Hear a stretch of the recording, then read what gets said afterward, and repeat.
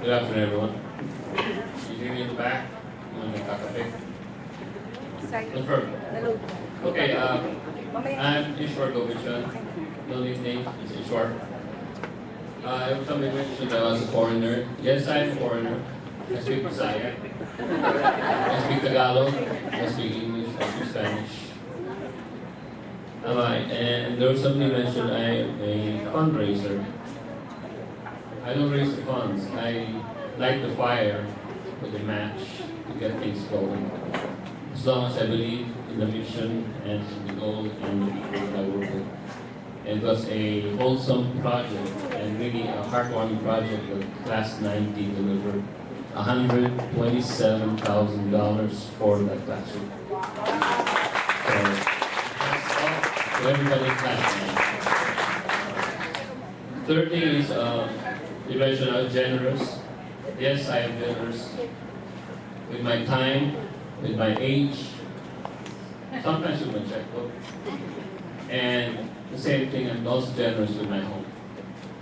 I adjust my time. I work, I say, how do you do that? You busy schedule. I said, life, like my wife said, you only live once, balance it with work and family. So I transition over, I segue over to my talk for this afternoon. So I'm looking at the topic for today. Just to remind everybody, this is CME 2.0. Talks about total patient care, healing of the mind, body, and spirit. Let me go back to target participation. We have physicians. Raise your hands. 4 physicians. Raise your hands. We have general practitioners. Raise your hands. I have general GP, MD, pediatrics, internal med. We have occupational and industrial health physicians. And we have community medicine physicians.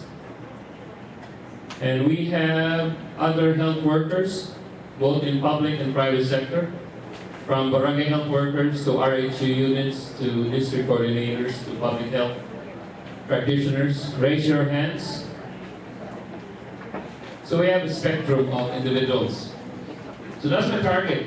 So you got big devising this talk. So what should I talk about? So my objective was to apply lessons learned from rural pediatric health practice, from first world experience to the Philippine setting. So in essence, you're in the States, you become first world, you think, we believe, okay, we can share, we can learn something, we can bring back home. And that is the ultimate objective of every physician or every healthcare practitioner that goes to the States. We go back, we go to the States, we learn it, we bring it back home. In our class, because of the quirks of the system, we had 160 classmates. We took the boards. In 1 week, we found out we were doctors already. Those who passed the boards within a month or 2, sad to say, half of us left the country to explore what was out there. But it wasn't out of, I want to get out. It was out of necessity. It was out of getting the best medicine in Philippines that Philippines could offer. And that was from the University of the Philippines College of Medicine. And putting it into practice. And learning more. So the transition was there. I, on the other hand, stayed behind. And me and Jazz, I remember 2 months after graduation, we went to the School of Public Health. And we asked for an application for public health. And guess what the response was? Mga bata pa kayo. Mga kasama nyo dito, mga 50-year-old, 50 na. Get some experience, go out in the field. So some of our classmates went into the public health sector, joined the Department of Health, and some of us ended up providing, and I worked with the Department of Health under Dr. Benson in the Secretary's office, became a technical consultant, and I traveled the country for 18 months until there was a transition, a change, and then my perspective changed. I realized I've already done my part, it's time to see what's out there, what my classmates have already gone to see. before me. So Tony gave a very exhaustive description of what I did after medical school, residency, and after finishing a world-class center, Cleveland Clinic, and being a part of that generation, where I went to a rural community. So let me transition over to my talk about human services consolidation. My rural community has 75,000 people. Is that considered a class 5, class 6, or class 4, according to the Philippine Local Government Code? That would be like class 3 or class 4. It is very rural. I saw that the demand, the services were pretty much scattered around. Human services, social services, medical. There was only one hospital, it was a 100-bed hospital. And so I was seeing patients as a pediatrician. Over time, I said, for me, health is not just taking care of patients, sick patients, and getting them well. In fact, WHO has a better definition of health, which we learned in medical school, pre-med, as we went along. And does anybody know the definition of health? Anybody from WHO? Oh, Dr. Josh Lapita. Josh, what's the definition of health?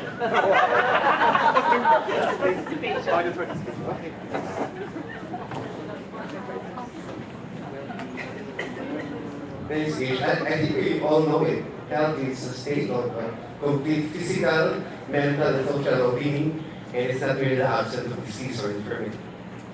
Right? That is the official WHO definition of health. Okay, so you know this, it talks about physical, mental, and social well-being. So it is not the health of the individual alone, it is the health of the community. And that's where my passion came in, my experience at UP, my experience at UH. And in essence, I was actually doing the reverse. I was going to be teaching the first world what I learned in the third world.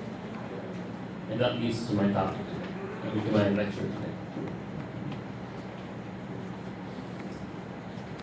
Local human service consolidation. I'm going to share with you the 3-year process that we went through as we evaluated what the problems were in our local community and what's going across the state of North Carolina and what's going across the United States. If we all remember back in the 90s, everybody have heard about the local government code. Does everybody still remember the local government code back here? That was implemented back in 1992. There was a lot of fear because health services would be devolved at the rural, city, community level. That devolution, the fear of devolution, would have fragmentation, would have separation, would have overlap of services, redundancy, all those fear factor buzzwords were put in. We had the same problem too. We had fragmented services, we had scattered clinics.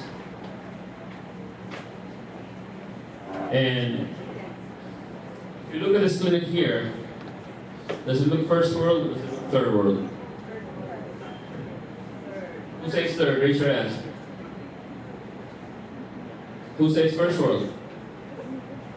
I'm sorry to say, that's one of our rural clinics. This was early 2010, 2011. It is in the far corner by itself, a standalone unit. And what kind of service delivery will you have when you have a clinic like this? That's staffed by 2 people only. Is that first world or third world? That's another area of the county itself. It has seven providers. So there's a discrepancy, there's a variation of delivery of service, and there is also the demand and supply problem.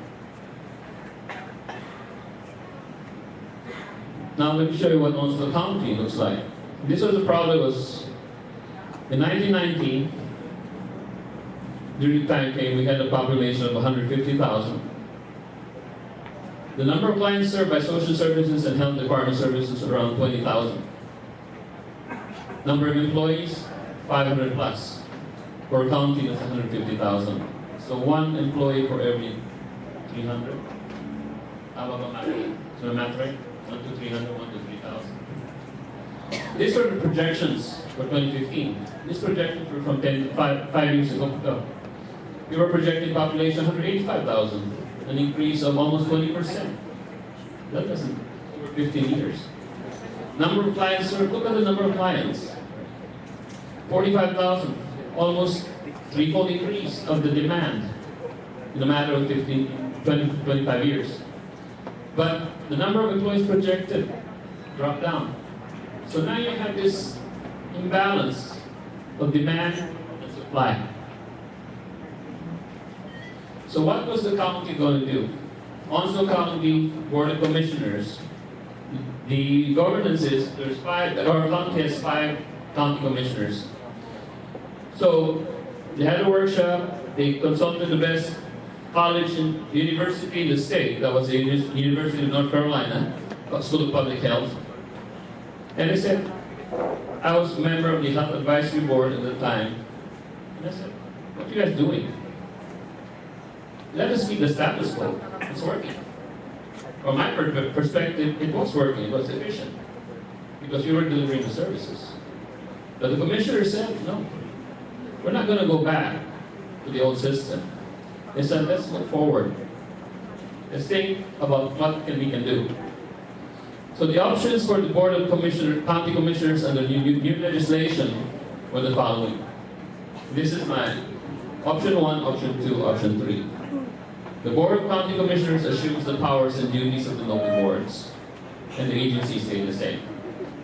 So the governance was controlled by 5 county commissioners who may or may not have had public health experience. So, and they're risky.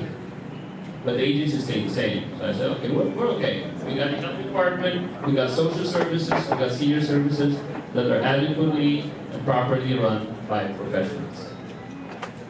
The second option was create a consolidated human services agency and appoint a consolidated human services board. So now what we do, we bring all these 3 departments all together.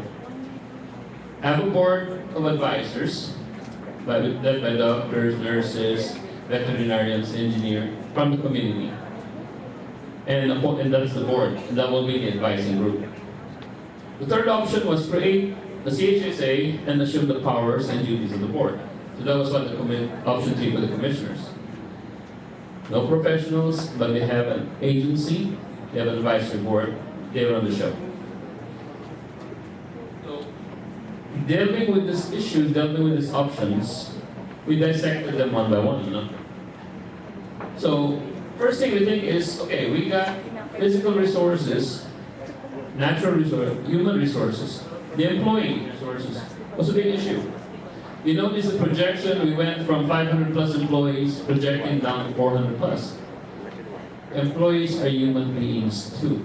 You gotta treat them well so they deliver the services properly to the end consumer. So we take them down under the 3 options. So the governing board hires agency directors under option 1. You have to appoint a public health advisory committee, and employees are subject to SPA. They have to be subject to the State Personnel Act. Even though you're in the county or in the local community setting, the standards are set very high. If you're a rural health worker, the standards for you are not set by the city or by the town that you live in. The standards are set by the province or the region that you belong to. So the bar is set high for your protection as an employee. Option 2, the manager hires a CHS director, and this is the county manager, and advice and consent of the governing board, which is the county commissioners. The CHS director appoints a person with health director qualifications to provide the professionalism to provide the administrative guidance. SPA, the bottom is optional, so you're not protected. Option 3, manager hires CHS director with advice and consent of governing board. So 2 and 3 almost the same on top. The director appoints a person with health director qualifications and must appoint a public health advisory committee as based on optional. So even among personal matters, was a back and forth. Okay, which way do we go? What's the best scenario? So this is the option flow. This was our what I call current organization at that time, back in 2012, when we were discussing these things. So like any local government, in our case we have a county system, and the Balibayans here will tell you two more. We are basically a county system. We have county managers, county commissioners. So the Board of Health and Board of Services were under the Board of Commissioners, and there was an advisory board on the side, and Social Service Commission and other board members. There were the line agencies, County Health Department, County of Social Services, and there's Senior Services. So if you notice leadership and governance, the line agencies here are under the boards here are just advisors, but they're still under the commissioners. Option one, what happens in option one? Now we put things together. Look at the personal issues and look at what's being expected. So in option one, the commissioner directly assumed the powers and duties of one or more local boards, but the agencies stay the same. You looked at the previous slide, see what happened? The whole board disappears in the middle. Board of County Commissioners assumed that role, but the line agencies remain. Option two. In option two, we create a Consolidated Human Services Agency, and we appoint a Consolidated Human Services Board. So the County Commissioners, on top, created the Human Services Agency. That's where we combine the Department of Health, the Department of Social Services, and the Department of Senior Services. We will be providing the care and delivery with 500 employees at the time. The benefit of this was we were able to consolidate the employees without firing anybody, but we just, because there was an overlap of services, there was some vacancies, so we shared employees from Social Services, Health Department, and Senior Services. So in essence, the person was already there. He was just given the task and responsibility of providing the service that was good for both health and social service. Option three, the Board of Commissioners is a Consolidated Human Services Board. In this situation, what happened, the CHSA was created and directly assumed the powers and duties of its board. So you saw the current organization, and everything falls under the county commissioners. No health director, no professional guidance. It's county directors, county commissioners, elected officials. Okay. Anything common scenarios are coming up back of your head. Okay, I'm putting the healthcare and social service delivery system under the governance, under the supervision of my elected official. But there was a human services agency. So that's a problem issue. So it's okay to see which one works best. So finally, after 2 months of discussion, 2 months of back and forth and evaluating the options, these were the decisions points to be made. The organization agency, we were dealing with the Public Health Department, the Social Services Department, and developing a Consolidated Human Services Agency. Question 2, the Governance Board. Who will govern this agency? The Board of Commissioners appoints the board. The second was Board of Commissioners serves as board. Third, decision point, the personnel. What do you do with the personnel? Number one, the council personnel policies, as we said, the State Personnel Act that protects them at a higher level was optional in two of the cases presented. So we had the professional, it was open meeting, tripartite. We said, okay, where do we go? Stay the same status quo. We called it option 0. The main part was the county commissioners were unanimous. They wanted change. They wanted to change the structure. So, as professionals, we said, okay, where do we go? Which one do we choose? So I summarized here 1, 2, and 3. And you see the agencies and the same options I showed on the slides earlier. So in the end, after 2 months of discussions, we finally found the right mix. What we did was we went with option 2. And option 2 was create a consolidated human services agency and appoint a consolidated human services board. This was the scenario that Onslow County adopted in 2013.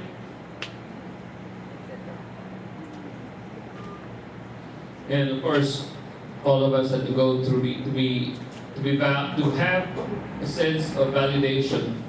We got our certificates, and we attended the sessions and the commissioners.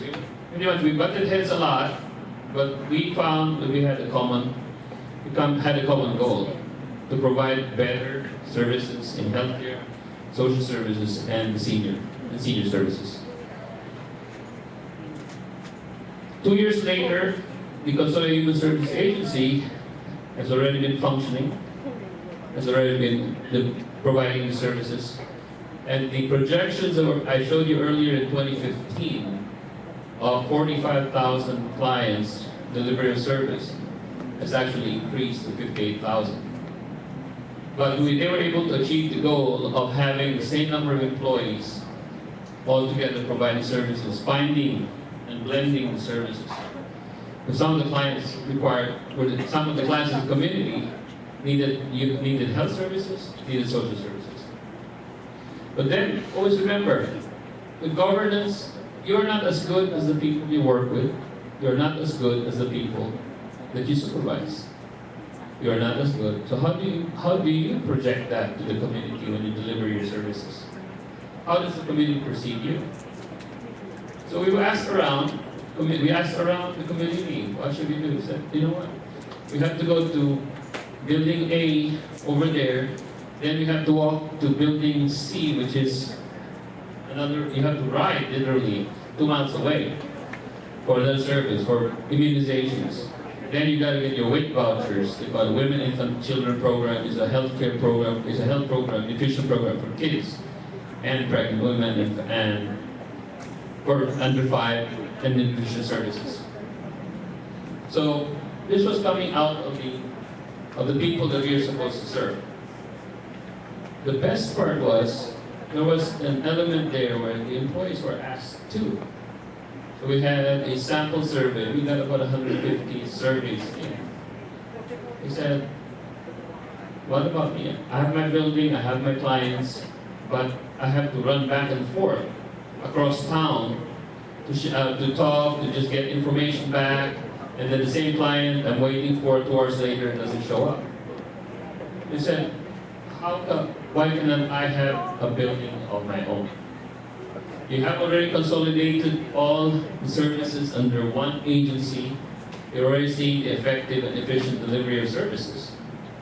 But let's bring it up a notch. What can you do for your employees? So this would happen.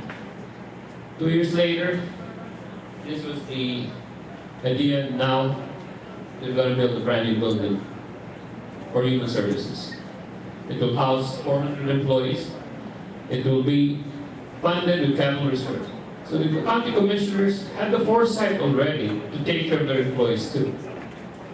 So they did capital funding for a courthouse, Consolidated Human Services Hub, and 2 schools, and this was reported in the Daily News. So, happy commissioners, happy employees, happy community members, happy county. So that was the ultimate outcome. And that's how the evolution went of control of human services at the local level, from idea to innovation. And I'm going to talk here. I'll take questions.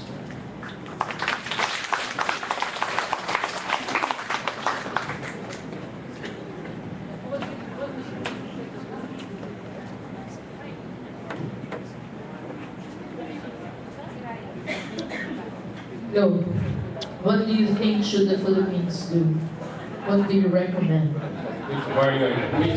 Which local government unit level are you referring to? DOH level. DOH level. DOH level. Okay. Having worked inside DOH, what can we do? Okay. Things have probably changed 20 years later, 23 years later. But I think the key to deliver your services, always know who your clients are. Who are you delivering your services to? There's a message that's always posted in a lot of the public health buildings. Think global, act local. Let the Department of Health at the national level set the policy, set the tone. When it comes down to implementing these policies and rules to your community, adjust, modify, and adopt it according to what suits your community. You cannot have the policies for a first-class municipality or first-class city and use the same one for, until what level? 6th class? You have 6th class? 6th class community. You have to really modify, adjust, and be vocal. You have to be vocal that tell the people who make this policy, it's not going to work in my city, it's not going to work in my town, it's not going to work in my health clinic. We need to modify this. Catch their ear, let them listen to you. It has to be two-way. And that's why I would say would be the first stop, the first thing you would do. Is engage in a two-way conversation. Don't make it like, you make the rules, I follow. It has to be two-way. So let the national government at the national level make those policies and see which one will work, but you have to implement them. But at the same time, you have to also look at the community, the people you're serving, and adjust it accordingly. Does that answer your question?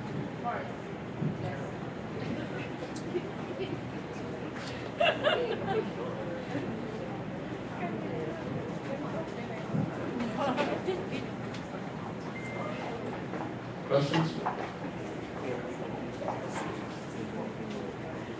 I guess no more questions, so I will just end with one more slide. Merry Christmas to our family. My wife Penny, Chelsea, Alexander, and Rachel is my oldest, who actually has her birthday today, December 15, born at 2:15 p.m. So I'm gonna just get a shout out, say happy birthday, Rachel. Happy birthday, Rachel. Your dad has been taken care of. Thank you very much.